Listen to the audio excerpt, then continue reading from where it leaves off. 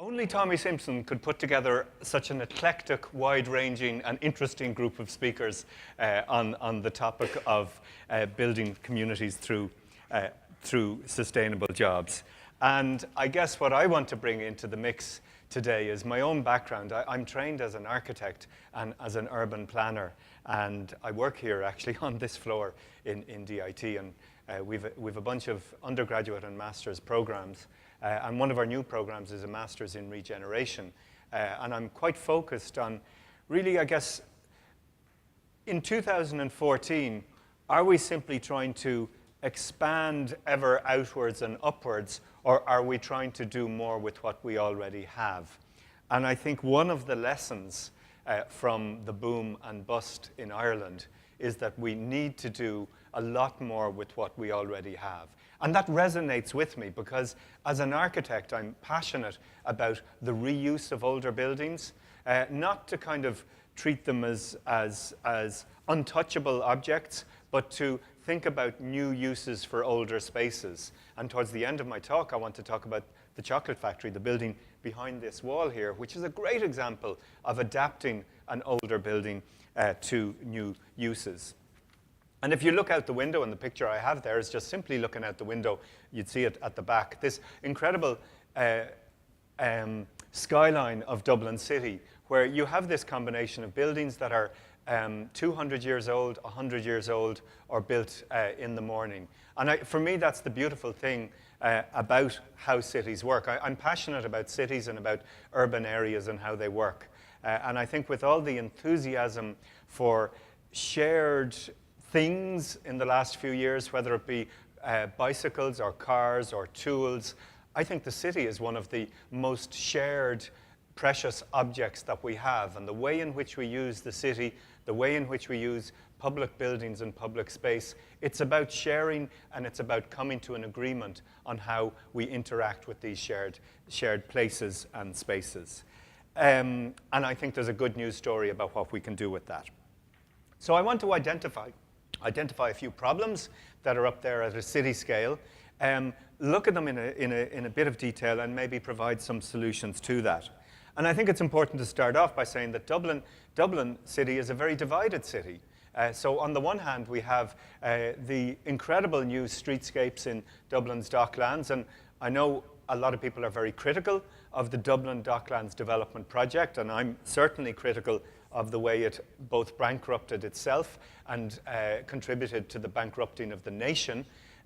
Nonetheless, I think some very good work was done down in Dublin's Docklands. And I remember this space 25 years ago when there was simply a 10-foot high wall between the road and the Grand Canal dock. So the opening up of new spaces within Dublin's Docklands, I think, has been incredible. And on a summer's day, when you watch the local kids jumping into the docks off that pond, I think it's led to a real improvement in the quality of people's lives. So there's been some success stories in that. Nonetheless, Dublin is a divided city, and you just go 2 miles down the road to somewhere like O'Devaney Gardens in Dublin 7, where people are living in poor quality buildings with poor quality surroundings, and you have issues of multiple deprivation. And technology is helping. We kind of know it's there already, but the technologies that are out there and that have come on stream, particularly in the last few years, allow us to really clearly identify the scale of the problem. So one of those tools is the Dublin Dashboard, partially funded by Dublin City Council, and the donkey work was done by the University of Maynooth. And they've done incredible work in taking raw statistical data and mapping it so that we can see what's going on. And one of the tools that they have is a tool that looks at what we call deprivation. Deprivation is a combination of low incomes, of lack of access to facilities, of lack of family supports and other issues, but essentially you come up with a metric and you can measure that and you can map it. So we can look at a big chunk of Ireland and we can see very disadvantaged areas. So the red is extremely disadvantaged and the blue is extremely affluent. So Northwest Mayo is a very disadvantaged area, not very well populated, but quite disadvantaged. And if we zoom in on Dublin City, you can see a real disparity, and it's almost on a diagonal running up through the heart of the city, that the affluence is down in the southeast and the disadvantage and deprivation is in the northwest. So you can see some very disadvantaged areas here and some very affluent areas down here. This is what technology is allowing us to see. It's taking those raw statistical pieces of information that we fill out every 5 years in a census form, but by throwing it onto a map, we can see exactly what's happening. And we can zoom in. We can even zoom in to DIT Bolton Street. I've put the kind of the tourist information. You are here. That's DIT Bolton Street. And you can see a new apartment block where people are quite affluent, and yet just 200 meters away, we can see a small area statistic, an area which is very disadvantaged.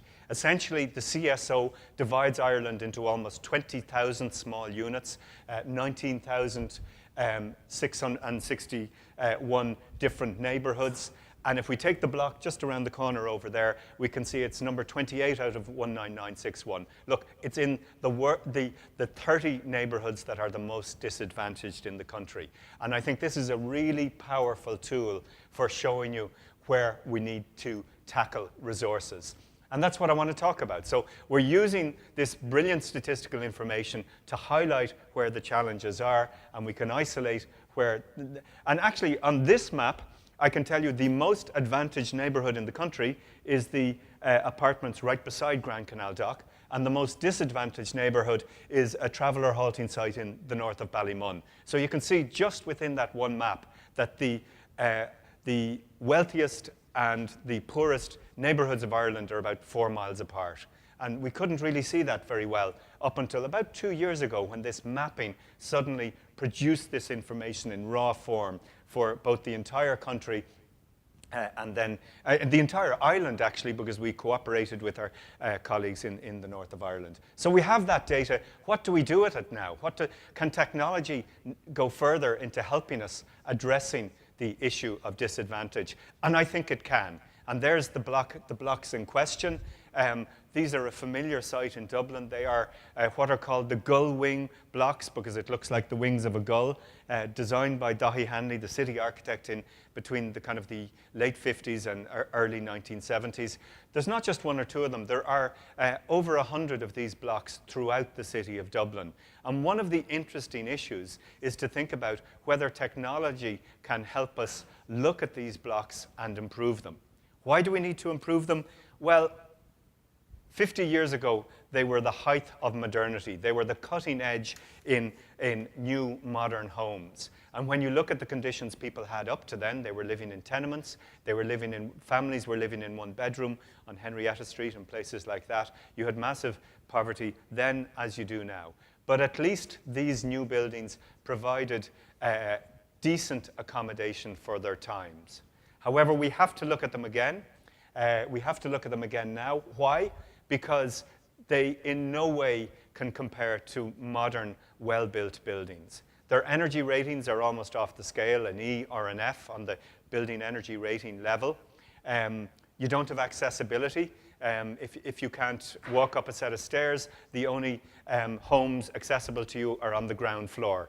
And you might not want to live on the ground floor at a busy road junction like that. So you're immediately ghettoizing those who don't have full mobility. You also don't meet modern standards for open space, for balconies, for somewhere where you can hang up the washing and have a little bit of access to outdoor space. But more fundamentally, you simply don't have a warm, cozy home. They are damp, they are cold, they are unheatable. You cannot, with the technologies that are out there, you're simply not able to get all of the rooms in this home up to a decent quality standard. And what my colleagues did here in DIT, in the Dublin School of Architecture, they looked at these buildings and said, well, look, could we bring this building up to an A3 energy rating? And the amazing discovery that they made was, not only can you do this, but you can do it at 40% of the cost of new build.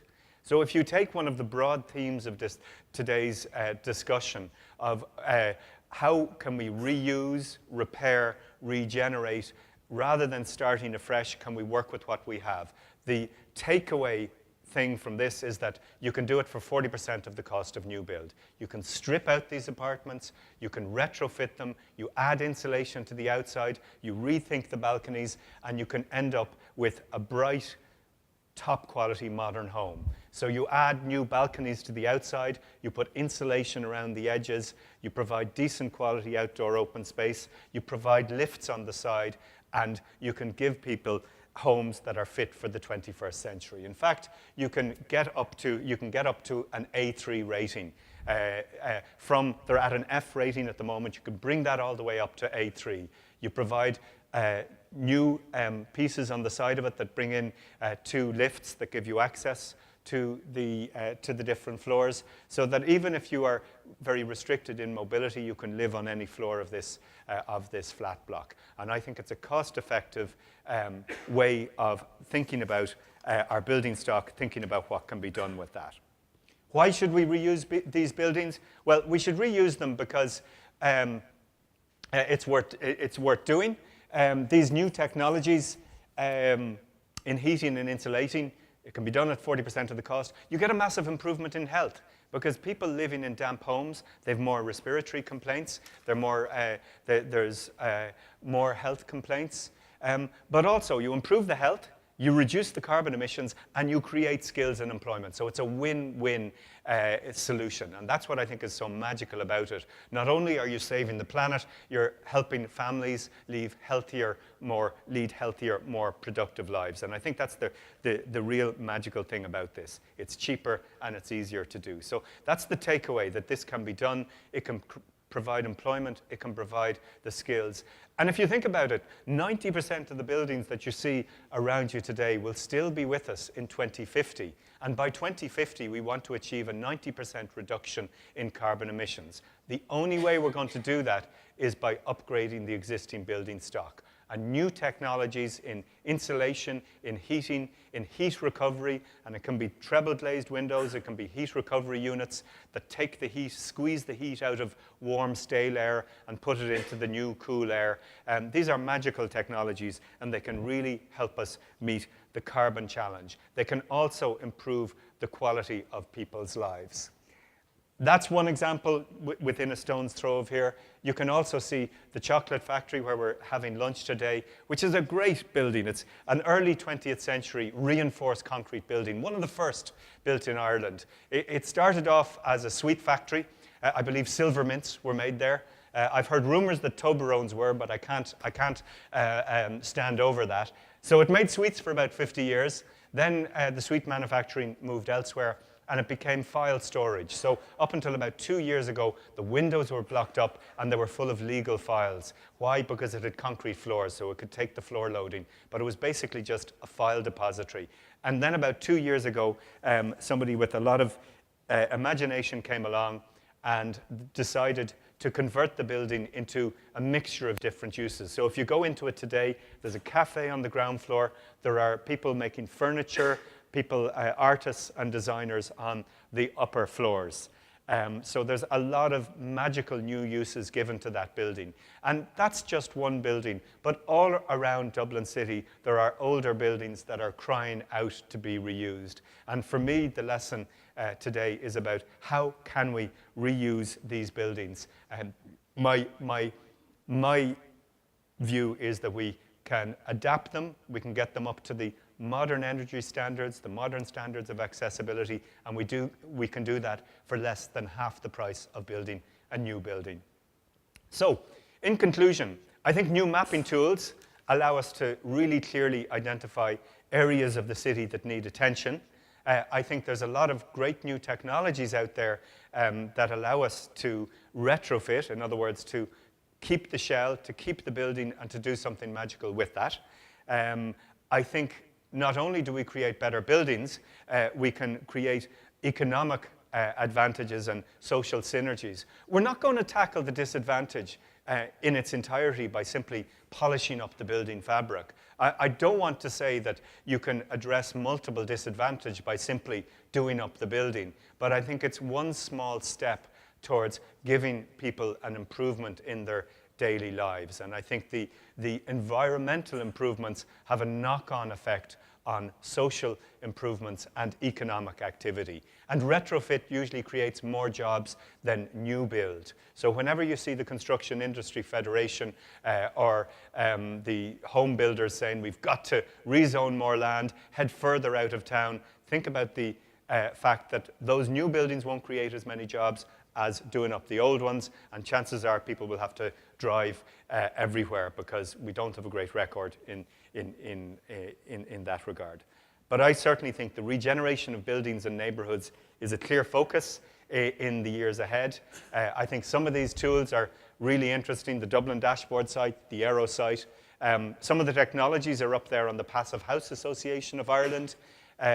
We have another conference in 3 weeks' time in this room talking about regeneration as a specific topic.